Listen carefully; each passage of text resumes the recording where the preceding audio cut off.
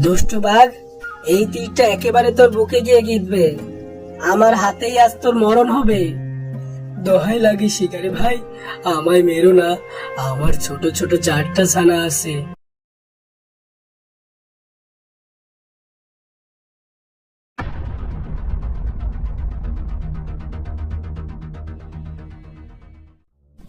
বাহ, হরিণটা তো বেশ স্বাস্থ্যবান মনে হচ্ছে। আজকে খুব ভালো ভোজন হবে।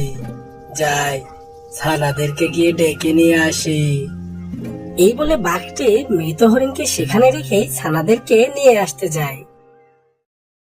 এইদিকে হরিণটির 2টো ছানা সারাদিন ধরে মায়ের জন্য বাড়িতে অপেক্ষা করতে করতে শেষমেশ মাকে খাবার নিয়ে ফিরে না আসতে দেখে দুজনেই মায়ের খোঁজে বেরিয়ে পড়ল। কিছু দূর গিয়েই তারা দেখতে পায় ঝোপের কাছে একটা হরিণ মরে পড়ে আছে। এই দেখে হরিণ ছানা দুটি মৃত হরিণের কাছে যায় আর গিয়ে দেখে মৃত হরিণটি তাদের মা। এই দেখে হরিণ ছানা দুটো কান্নায় ভেঙে পড়ে। আমাদের যে ভীষণ ক্ষুধা পেয়েছে, মা বাড়ি চলো, আমরা কোনোদিন তোমার অবাধ্য হব না। মা ওঠো না, কোনোদিন আর আমরা ঝগড়া করব না। এইভাবে কাঁদতে কাঁদতে হঠাৎ হরিণ ছানা দুটো বাঘের গর্জন শুনতে পায়। বাঘের গর্জন শুনে হরিণ ছানা দুটো ভয় পেয়ে ঝোপের আড়ালে লুকিয়ে পড়ে। আর ঝোপের আড়ালে লুকিয়ে দেখে একটা বাঘ তার ছানাদের নিয়ে মৃত হরিণটার দিকে এগিয়ে আসছে। হরিণ ছানাটার কাছে এসে বাঘটি তার ছানাদের বলে, বাচ্চারা, এই মোটা তাজা হরিণটাকে আমি তোমাদের জন্য শিকার করেছি। তোমরা আজ পেট ভরে খাওয়া দাওয়া করো। এই বলে বাঘটি তার ছানাদের নিয়ে মা হরিণটাকে খেতে শুরু করলো। আর ঝোপের আড়ালে লুকিয়ে থাকা হরিণ ছানা দুটো আরো জোরে কাঁদতে শুরু করলো। আমরা যখন আরো ছোট ছিলাম তখন এই বাঘটাই আমাদের বাবাকে মেরেছিল। আজকে আমাদের মাকেও মেরে ফেললো। এখন আমরা কি করব? কার কাছে যাব? কাঁদতে কাঁদতে হরিণ ছানা দুটো ঠিক করলো তারা এই জঙ্গলের সবচেয়ে বুদ্ধিমান প্রাণী শিয়ালের কাছে গিয়ে বাঘের নামে নালিশ জানাবে। তাই তারা দুজনে শিয়ালের কাছে যাওয়ার উদ্দেশ্যে রওনা হলো। শিয়াল মামা, শিয়াল মামা, আমাদের ন্যায় বিচার পাইয়ে দাও। সে কি রে, তোদের আবার কি হলো? আমাদের বাবাকে যে দুষ্ট বাঘটা মেরে ফেলেছিল, সেই বাঘটা আজকে আমাদের মাকেও মেরে ফেলেছে। ওই দুষ্ট বাঘটার জন্য আমরা 2 ভাই এতিম হয়ে গেছি। তুমি এটার বিচার করো শিয়াল মামা। দেখো ভাগ্নেরা, আমি হচ্ছে সামান্য একটা শিয়াল। সামান্য শিয়াল হয়ে বনের রাজা বাঘের বিচার কি করে করব বলো? কিন্তু বাঘটা মোটেও ঠিক কাজ করেনি। দাঁড়াও, আমাকে একটু ভাবতে দাও, আমি দেখি কি করা যায়। কিছুক্ষণ পর হঠাৎ শিয়াল লাফিয়ে উঠে বলে, এউরেকা, পেয়ে গেছে। কি পেলে শিয়াল মামা? দেখো ভাগ্নে, বাঘ তো অনেক শক্তিশালী। আমরা তো বাঘের সাথে আর পেরে উঠবো না, উল্টো বাঘই আমাদের খেয়ে দেবে। তার চেয়ে বরং আমরা শিকারের সাহায্য নেব। শিকারি? হ্যাঁ, শিকারি, মানে বাঘ শিকারি। আমি কালকেই ওই পাশের গ্রামে যাব। সেখানে এক বাঘ শিকারি আছে। আমি তাকে গিয়ে বলবো তোমাদের ন্যায় বিচার পাইয়ে দিতে। ঠিক আছে শিয়াল মামা, আমরা কিন্তু অপেক্ষায় থাকবো। আচ্ছা আচ্ছা, এখন তোরা বাড়িতে যা। আর হ্যাঁ, সাবধানে থাকিস তোরা। শিয়ালের কথা শুনে হরিণ ছানা দুটো বাড়ি ফিরে গেল।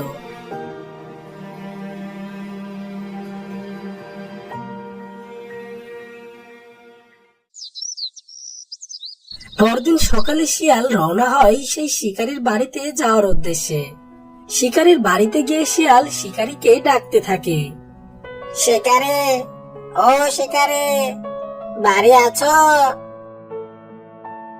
কে কে ডাকে আমাকে? বাইরে এসে দেখোই না যে কে ডাকে। আরে শিয়াল ভাইয়া যে। চিনতে পেরেছো আমাকে? তোমায় চিনবো না? একবার আমায় এক বিশাল গর্ত থেকে বাঁচিয়ে তুলেছিলে, তোমাকে কি আমি কোনোদিনও ভুলতে পারি? তা বেশ, কিন্তু আমি যে তোমার কাছে একটা কাজ নিয়ে এসেছিলাম। কি কাজ বলোই না। আমি যদি তোমার কোনো কাজে আসতে পারি তবে সেটা আমারই সৌভাগ্য। শিয়ালটি শিকারীকে বাঘ আর হরিণ ছানার সব ঘটনা খুলে বলে। সব শুনে শিকারী বলে, আচ্ছা তাহলে এই ব্যাপার, ওই দুষ্টু বাঘকে শায়েস্তা করতে হবে তাই তো? তুমি কোনো চিন্তা করো না, আমি আজ বিকেলেই সেই বাঘকে শায়েস্তা করতে যাব। ঠিক আছে, আমি চললাম তাহলে। গিয়ে দেখি ভাগ্নে দুটো কিছু খেয়েছে কিনা। এই বলে শিয়ালটি সেখান থেকে চলে যায়। আর বিকেল হতেই শিকারী তীর ধনুক নিয়ে জঙ্গলের উদ্দেশ্যে রওনা হয়ে যায়। জঙ্গলে গিয়ে খুঁজতে খুঁজতে শিকারী দেখে এক গুহার কাছে সেই দুষ্টু বাঘটি একা একা বসে আছে। বাঘটি দেখে শিকারী দূর থেকে তীর ছড়ে। একটা তীর গিয়ে সোজা লাগে বাঘটির পায়ে, আর অমনি বাঘটি খুব জোরে চিৎকার করে ওঠে। আর তখনই শিকারী বাঘটার সামনে এসে দাঁড়ায়। বাঘের সামনে আরেকটা তীর ধরে বলে, দুষ্টু বাঘ, এই তীরটা একেবারে তোর বুকে গিয়ে গিঁথবে। আমার হাতেই আজ তোর মরণ হবে। দোহাই লাগে শিকারী ভাই, আমায় মেরো না। আমার ছোট ছোট 4টা ছানা আছে, আমি মরে গেলে ওদের কি হবে বলো? ওরা যে না খেতে পেয়ে মারা যাবে। ছোট ছোট ছানা? হা হা হা, কদিন আগে যে একটা হরিণকে মেরেছিলি, সেই হরিণটারও তো ছোট ছোট 2টা ছানা ছিল।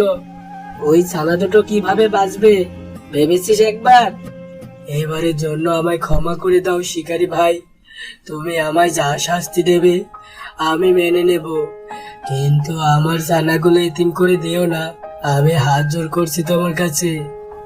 বেশ, তোকে ছাড়তে পারি, তবে একটা শর্তে। কি শর্ত বলো? আমি তোমার সব শর্তে রাজি আছি।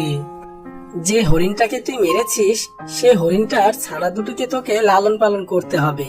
তাদের থাকা খাওয়ার যেন কোনো কষ্ট না হয়, আর অন্য কোনো প্রাণী যেন তাদেরকে আক্রমণ করতে না পারে, সেটার দায়িত্ব তোকে নিতে হবে। আমি রাজি শিকারী ভাই, আমি ওদের কোনো কষ্ট হতে দেব না। কিন্তু তুই বা তোর ছানারা যে ওদের খেয়ে ফেলবি না, তার নিশ্চয়তা কে দেবে শুনি? আমি কথা দিচ্ছি, আমরা কেউ ওই হরিণ ছানা দুটোকে মারবো না আর খাবো না। ঠিক আছে, কিন্তু পরে যদি তুই কথা না রাখিস তাহলে আমার এই তীর সোজা তোর বুকে গিয়ে গিঁথবে। এরপর শিয়ালকে সাক্ষী রেখে শিকারী হরিণ ছানা দুটোকে বাঘের কাছে রেখে যায়। সবাই চলে যাওয়ার পর বাঘটি তার ছানাদেরকে ডেকে বলে, দেখো বাচ্চারা, আজ থেকে এই হরিণ ছানা দুটো তোমাদের বন্ধু, ওদেরকে কোনো আঘাত করবে না। যাও, এবার সবাই একসাথে খেলাধুলা করো।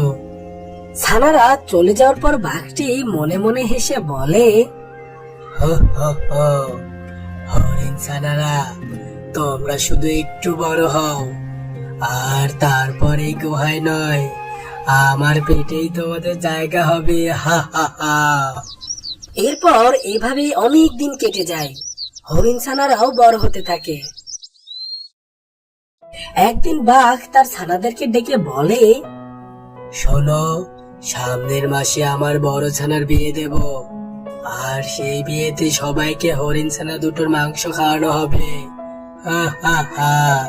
তোরা সবাই হরিণ ছানা দুটোকে বেশি করে খাওয়াবি, খাইয়ে খাইয়ে মোটা তাজা বানাবি, কিন্তু খবরদার এই কথা যেন কোনোভাবেই পাঁচকান না হয়।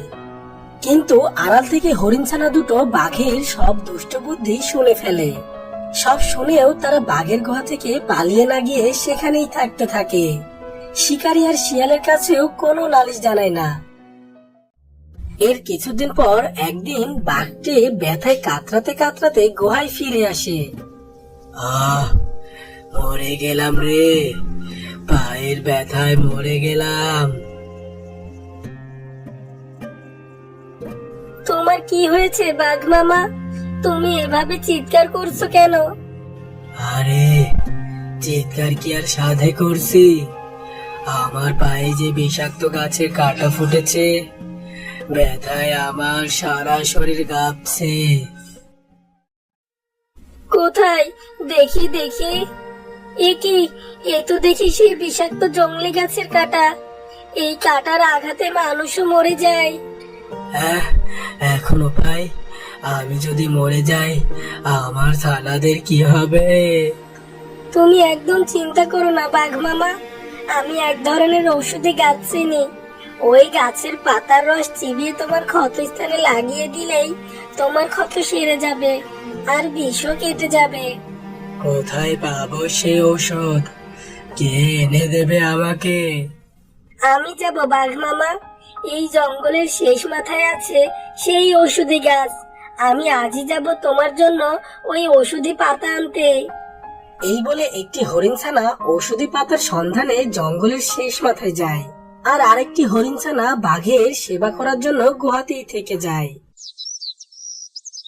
এভাবেই 2 দিন কেটে যায়। বিষের প্রভাবে বাঘের পা পচতে শুরু করে, কিন্তু হরিণছানার কোনো খবর নেই।